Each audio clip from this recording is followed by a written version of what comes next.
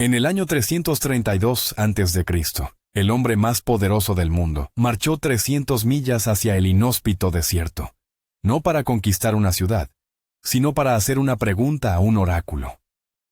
Lo que escuchó en la soledad de aquel templo lo transformó para siempre, solidificando una creencia que su madre le había susurrado desde niño: que su padre no era un rey mortal, sino un dios inmortal.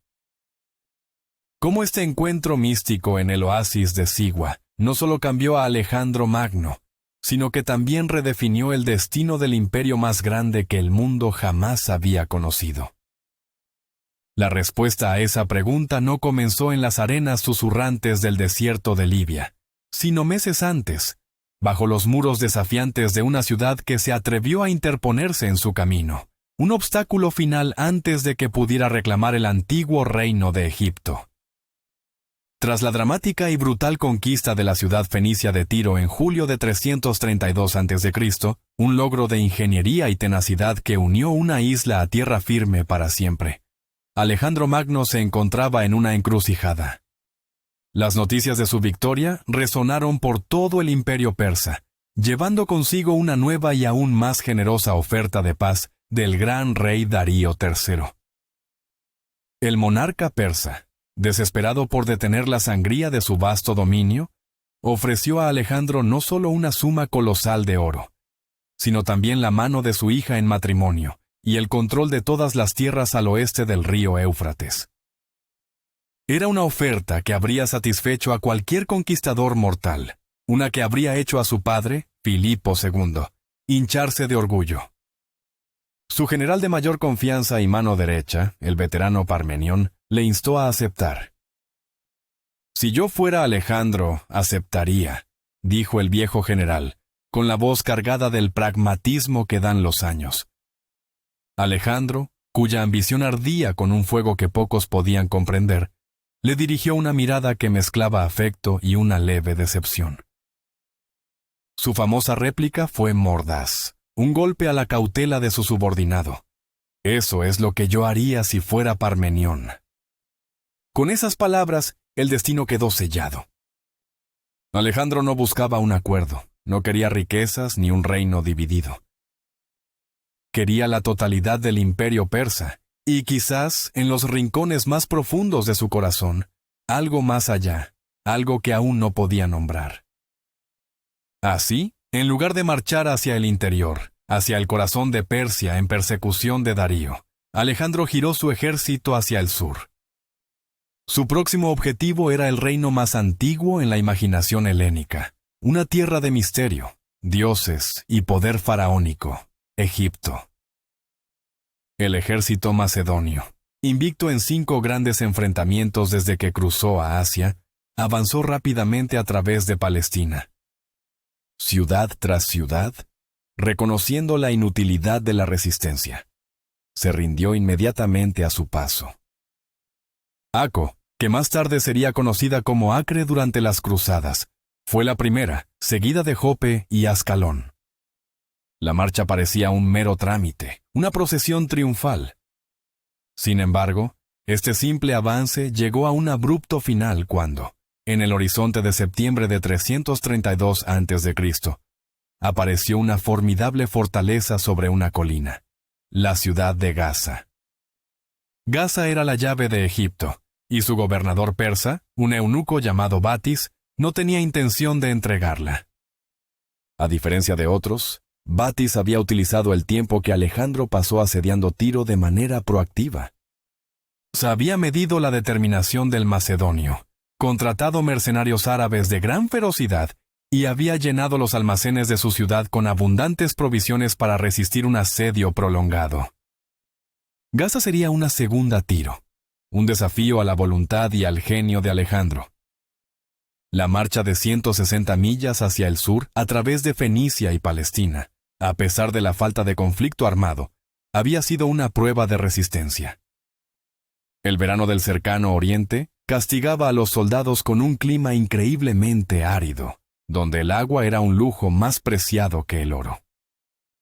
El sol golpeaba sin piedad las armaduras de bronce, y el polvo se adhería a la piel sudorosa, creando una capa de suciedad y miseria. La salvación del ejército terrestre fue, una vez más, la flota, comandada por el compañero más cercano de Alejandro, Hefestión.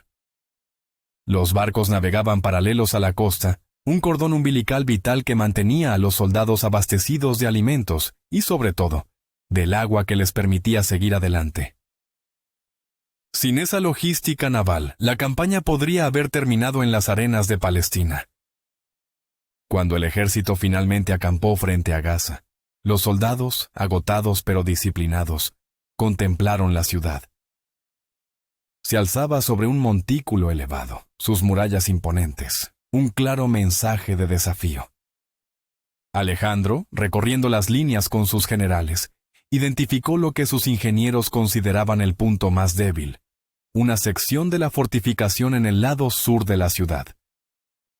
El plan inicial, sin embargo, no sería un asalto directo. Alejandro, siempre amante de la astucia, optó por el subterfugio. Ordenó a sus ingenieros que comenzaran a cavar túneles de minado bajo las murallas de Gaza, pero que iniciaran su trabajo lejos de la vista de los defensores, ocultos por el terreno ondulado.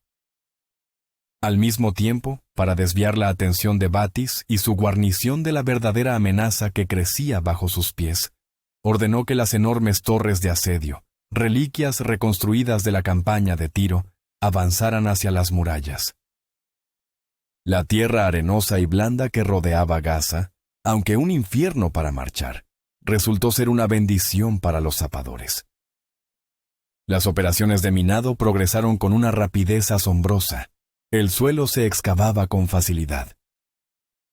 Sin embargo, esa misma arena que ayudaba a los mineros se convirtió en la pesadilla de las torres de asedio.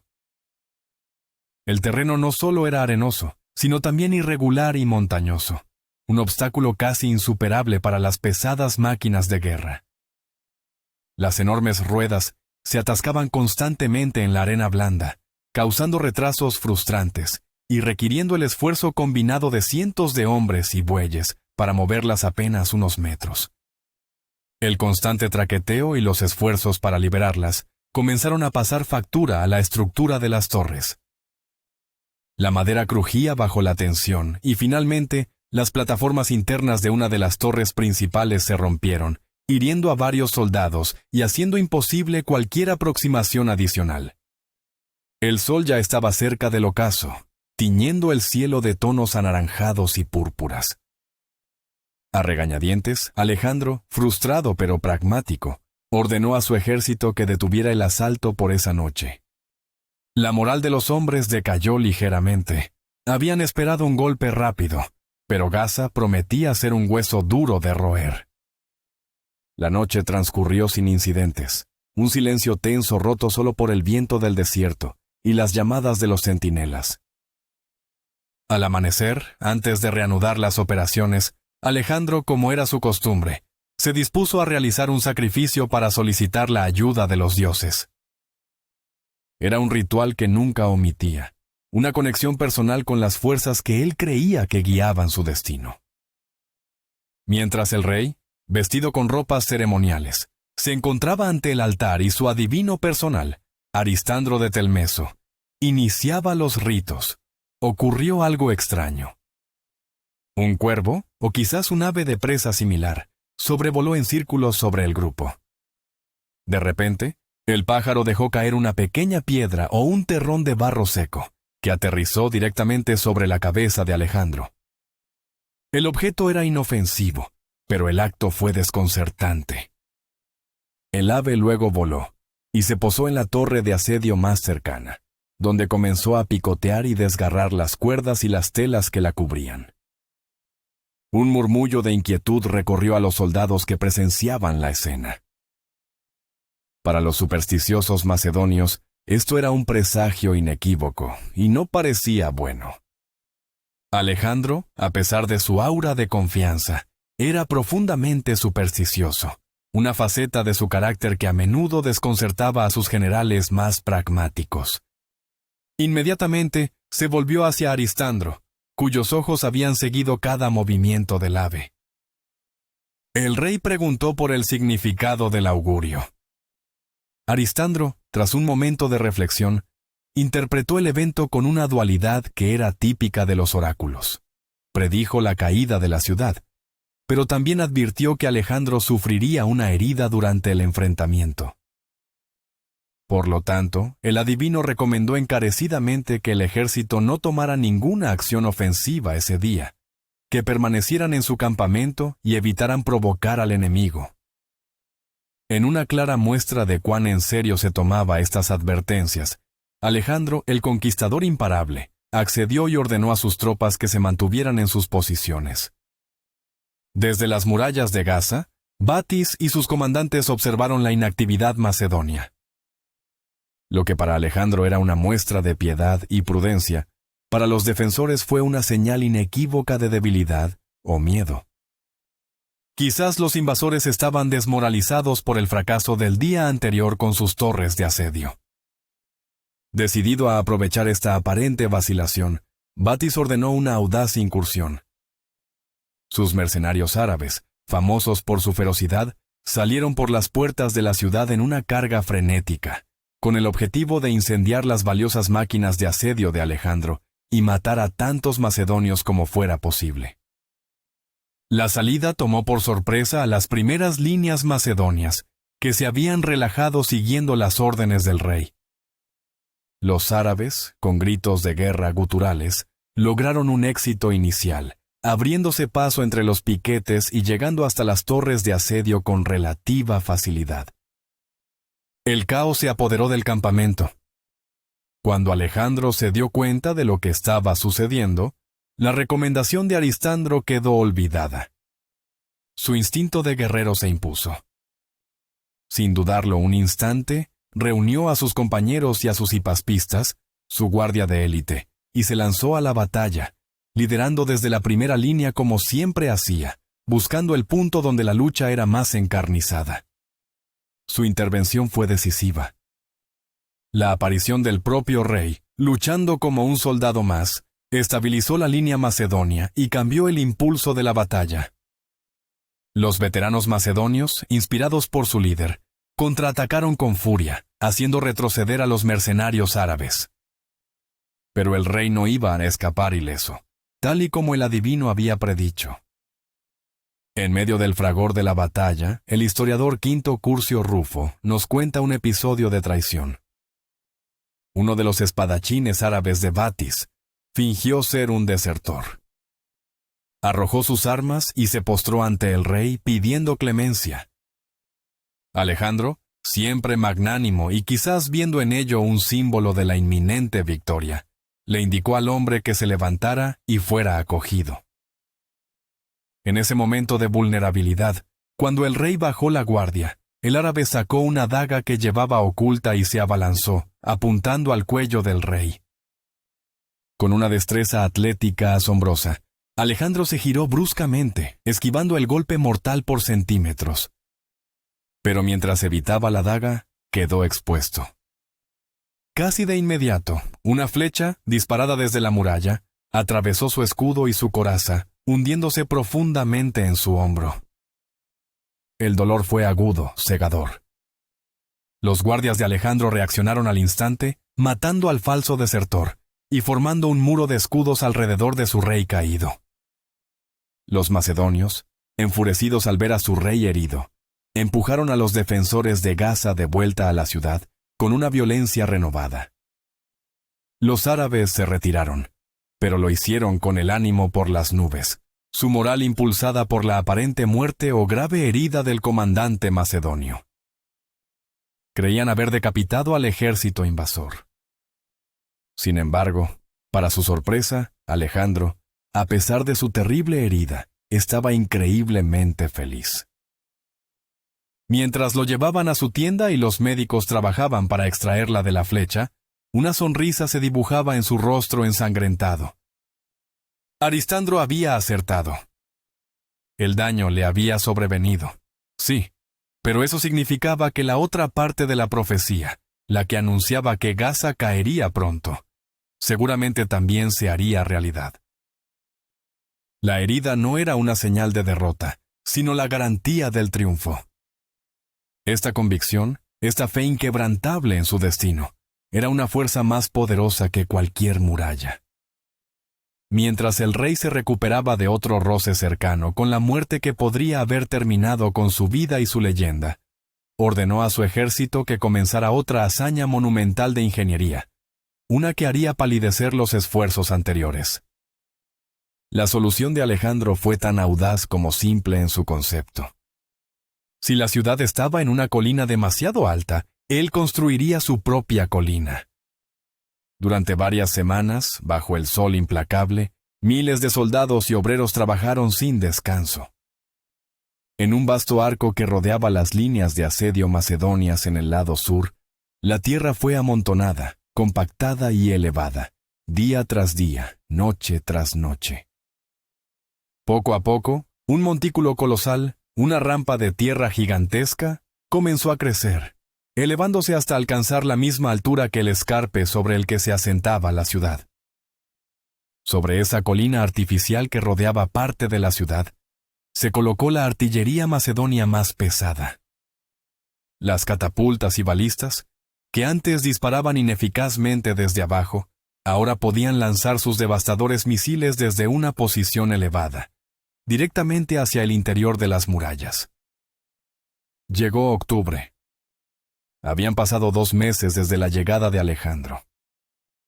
Con la herida del rey casi curada y la monstruosa rampa de asedio completada, se lanzó el asalto final. Un bombardeo fulminante desde el montículo, concentrado en un solo punto, abrió una brecha en la antigua muralla de la ciudad. Las tropas de élite de Alejandro, los hipaspistas y los peshetairoi, se lanzaron a través del hueco. La resistencia dentro de la ciudad fue feroz y desesperada. Los hombres de Batis lucharon calle por calle, casa por casa, sabiendo que no habría piedad. Pero el ejército de Alejandro, endurecido por años de batallas y motivado por la herida de su rey, no iba a ser privado de su premio. Gaza fue tomada, saqueada brutalmente, y su población masculina fue aniquilada hasta el último hombre como castigo por su desafío. Las mujeres y los niños fueron encadenados y vendidos como esclavos, sus destinos esparcidos por todo el mundo helenístico. Batis, según algunas fuentes, fue capturado vivo y sufrió un destino terrible, atado a un carro y arrastrado alrededor de la ciudad hasta morir, una cruel imitación del trato que Aquiles dio a Héctor, un héroe con el que Alejandro se identificaba profundamente. El camino a Egipto estaba finalmente despejado. La marcha desde la devastada Gaza hasta la frontera egipcia en Pelusio tomó solo una semana. Mientras el ejército macedonio se acercaba a la fortaleza que guardaba la entrada al Nilo, se prepararon para otro posible asedio. Sin embargo, al llegar, no fueron recibidos por una obstinada guarnición de defensores, sino por una multitud jubilosa de egipcios que los aclamaban como libertadores. Durante siglos, los persas habían tratado a Egipto no como una provincia valiosa, sino como una simple cesta de pan explotable, una fuente de grano y riqueza. Habían aplastado sin piedad cualquier levantamiento, y lo que era más grave para el piadoso pueblo egipcio, habían suprimido su religión nativa y profanado a sus dioses. Los egipcios, a su vez, despreciaban a los persas con un odio profundo y arraigado. El sátrapa o gobernador aqueménida de Egipto, un hombre llamado Masaces, comprendió perfectamente su precaria posición. Con el ejército de Darío derrotado en Iso, y la flota fenicia ahora bajo el control de Alejandro, estaba completamente aislado. Resistir era un suicidio. Con pragmatismo, Masaces recibió a Alejandro con amistad, abriéndole las puertas de Egipto y entregándole el acceso a sus vastos tesoros sin derramar una sola gota de sangre. Desde Pelusio, Alejandro no marchó, sino que navegó por el Nilo hasta Menfis, la antigua y venerable capital del reino del Nilo, en sus días de gloria. El contraste con el primer conquistador aqueménida de Egipto, Cambises, no podría haber sido mayor. Se decía que Cambises, en un acto de impiedad, había profanado y matado al divino toro Apis, un Dios viviente para los egipcios. Alejandro, mostrando una aguda sensibilidad política y quizás una genuina curiosidad religiosa, hizo exactamente lo contrario. Se presentó como un amigo de los dioses de Egipto, ofreciendo un sacrificio especial y suntuoso a Apis. Este acto de piedad resonó profundamente en el sacerdocio y el pueblo. El 14 de noviembre del 332 a.C., en una ceremonia solemne en el gran templo de Ptah en Memphis, el sacerdocio egipcio colocó la Shent, la doble corona del Alto y Bajo Egipto, símbolo de los faraones durante milenios, sobre la cabeza de Alejandro. Le entregaron el cetro y el mayal, las insignias tradicionales del poder faraónico. El gobernante de Macedonia era ahora también faraón de Egipto, dios y rey a la vez, hijo de Ra Osiris, Horus el Dorado, amado de Amón. Para un hombre que siempre había sentido curiosidad por sus orígenes potencialmente divinos, alimentado por las historias que su madre, Olimpia, le contaba sobre su concepción, el impacto de esta última entronización apenas puede subestimarse. Ya no era solo Alejandro, hijo de Filipo. Ahora era un dios viviente a los ojos de la civilización más antigua del mundo. El nuevo faraón partió de Memphis en enero del 331 a.C., navegando hacia el Mediterráneo hasta llegar al lago Mareotis, una gran laguna separada del mar por una delgada franja de tierra. Allí, frente a una isla llamada Faros, Alejandro encontró un lugar que lo inspiró profundamente. La calidad del sitio, con su puerto natural protegido y su acceso tanto al mar como al Nilo, era excepcional. Con un entusiasmo que contagió a todos los presentes, ordenó que se iniciaran de inmediato los trabajos de planificación y construcción de una nueva ciudad. Tan apasionado estaba Alejandro por este nuevo proyecto que, según se cuenta, él mismo designó el trazado de las calles principales y el límite de sus defensas, usando harina de cebada para dibujar el plano sobre la tierra oscura, ya que no tenían otro material a mano. Esa ciudad, en las siguientes décadas, se convertiría en Alejandría, la capital cosmopolita del mundo antiguo, un faro de conocimiento, comercio y cultura. Mientras sus arquitectos y obreros comenzaban los trabajos preparatorios en la nueva ciudad que miraría hacia Grecia, un deseo repentino e irrefrenable se apoderó de Alejandro. Se sintió consumido por la necesidad de visitar un famoso oráculo del dios Zeus Amón. Esta figura religiosa, una fusión sincrética del dios principal griego y el dios principal egipcio, era inmensamente respetada en todo el mundo antiguo. Había sido consultado previamente por figuras legendarias, como el rey Creso de Lidia y la propia Atenas, durante la guerra del Peloponeso. Su prestigio era equiparable al del oráculo de Apolo en Delfos. El problema era que este oráculo residía en un remoto oasis en el desierto conocido como Siwa, a unas 300 millas de distancia hacia el oeste, en medio del vasto e inhóspito desierto de Libia. La motivación de Alejandro era clara y profundamente personal. Coronado faraón, llamado hijo de Amón, sin duda deseaba descubrir más sobre su parentesco divino, confirmar las sospechas que albergaba en su corazón. El oráculo de Siwa era el lugar perfecto para recibir esta información divina, dado que el Amón egipcio y el Zeus griego eran generalmente vistos como interpretaciones diferentes del mismo Dios supremo. La mitología incluso apoyaba esta conexión. Se decía que durante una guerra entre los dioses, el panteón helénico se había transformado en animales, y había huido a Egipto para protegerse. Sin embargo, también existían motivaciones menos esotéricas y más pragmáticas. Se avecinaba una etapa crucial de la campaña contra Persia, y contar con el respaldo divino explícito de un oráculo tan prestigioso sería una gran bendición para la moral de su ejército y para su propia legitimidad. A finales de enero, partió con solo un pequeño grupo, entre los que se encontraba su amigo de la infancia y futuro gobernante de Egipto, Ptolomeo. Viajaron 170 millas hacia el oeste, a lo largo de la carretera costera, un camino relativamente fácil, hasta llegar al pequeño asentamiento de Paraetonium, en las fronteras de la Cirenaica. Allí, el rey aventurero recibió una delegación de emisarios de la rica ciudad griega de Cirene. Le concedieron una serie de grandiosos regalos, incluyendo magníficos caballos y carros de guerra, y Alejandro concluyó un tratado de paz y alianza con ellos, asegurando su flanco occidental. Desde Paraetonium, el grupo abandonó la relativa seguridad de la costa y se adentró en el desierto, girando hacia el sur, hacia lo desconocido. Lo que siguió fue una agotadora y peligrosa travesía a través de un paisaje desolado y completamente inhóspito. El desierto de Libia se extendía ante ellos como un océano de arena, sin rasgos distintivos, bajo un sol abrasador.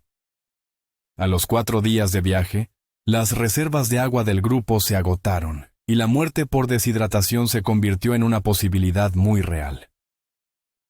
Justo cuando la desesperación comenzaba a cundir, se salvaron por un milagro.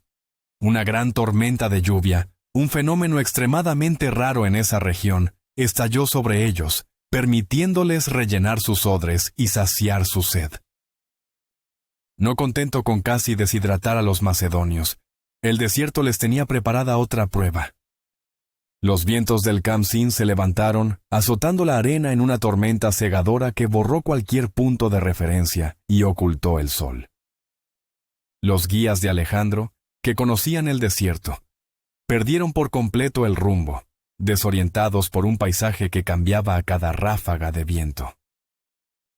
Durante días vagaron sin rumbo, perdidos en la inmensidad.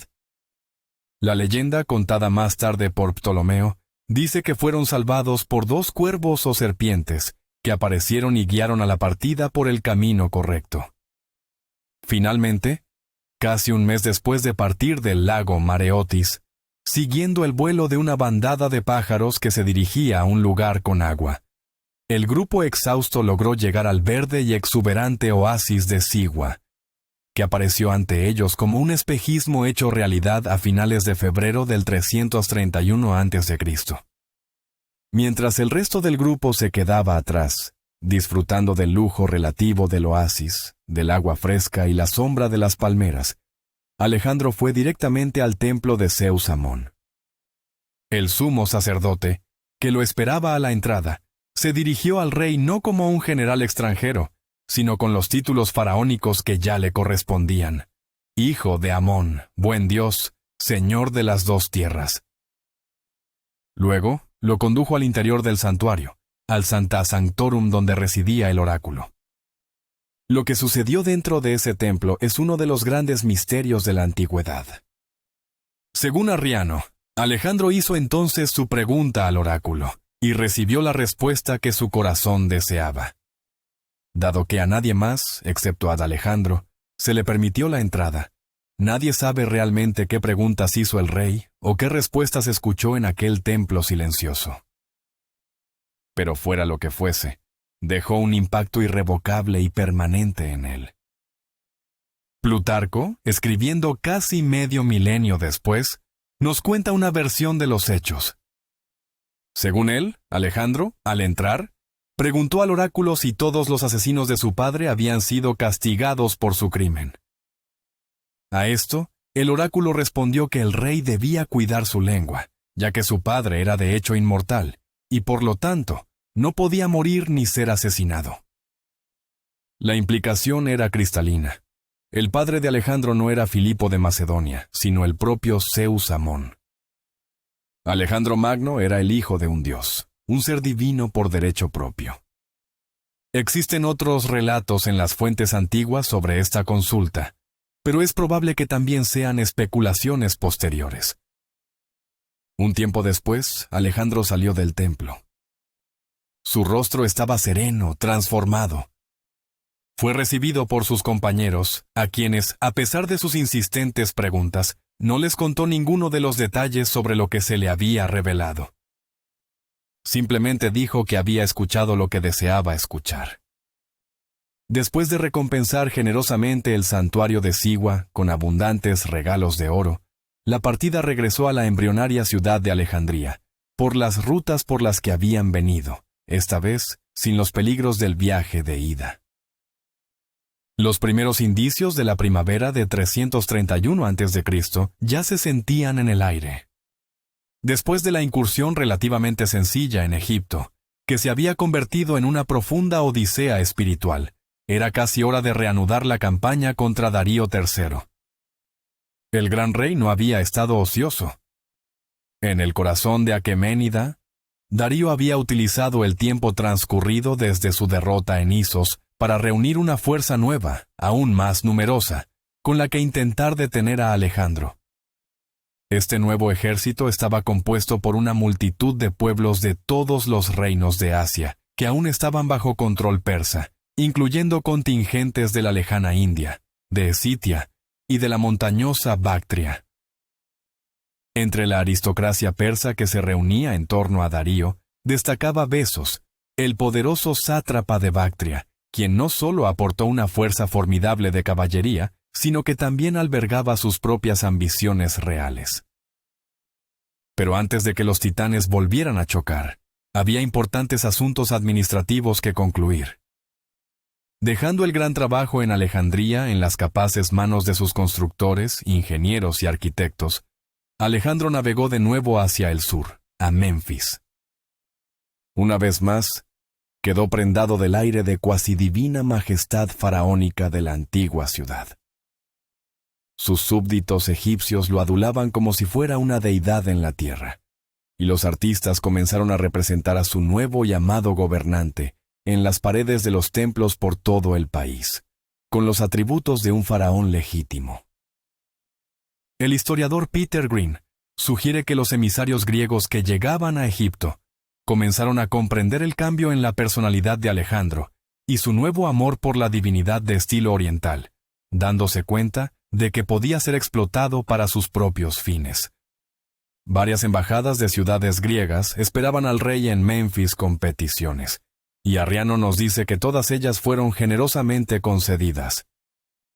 Es tentador decir que su adulación podría haber influido en el rey, pero es igualmente posible que una mezcla de éxito embriagador y la euforia por la revelación de Sigua tuvieran a Alejandro de un humor excepcionalmente bueno.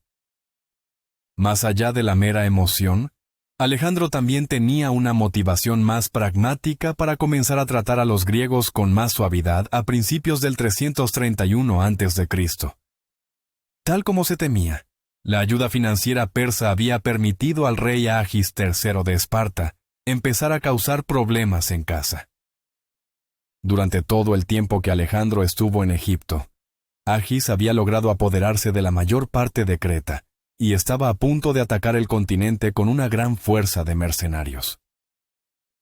La situación en Grecia era un polvorín volátil a punto de estallar, y ser indebidamente duro con otros estados griegos parecía una forma segura de hacer que la situación explotara de forma más violenta.